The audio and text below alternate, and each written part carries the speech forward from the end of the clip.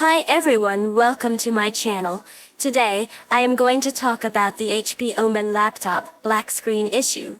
Once you pressing the power button on, you will notice that the system is running, but unfortunately the screen is staying black.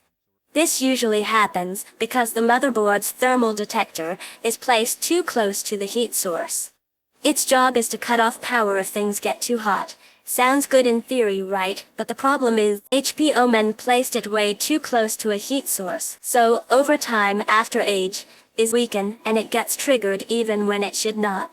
There are 3 ways to deal with this. Option 1, the lazy way, just plug in an external monitor, problem solved. Option 2, the one I am using, a bit tricky, handyman skill needed, which involves opening the laptop.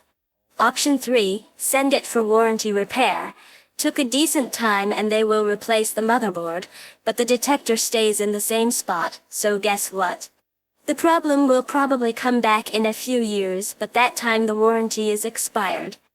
First, prepare your tools. I am not a professional, so I only prepared 3 things: a pen, a screwdriver, and a flat opener.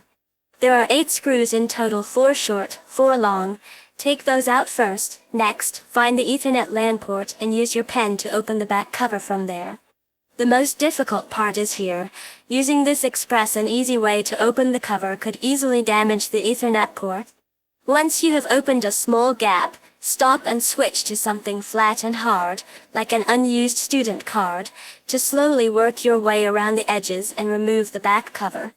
Here is what the inside looks like. Find the thermal detector near the heat source and disconnect it. This will stop the black screen problem, and here is the big warning. It also means your laptop won't automatically shut down if motherboard overheats, which leads to fatal damage to the motherboard. To avoid overheating to the motherboard, always keep the fan at maximum speed to cool the area around the motherboard.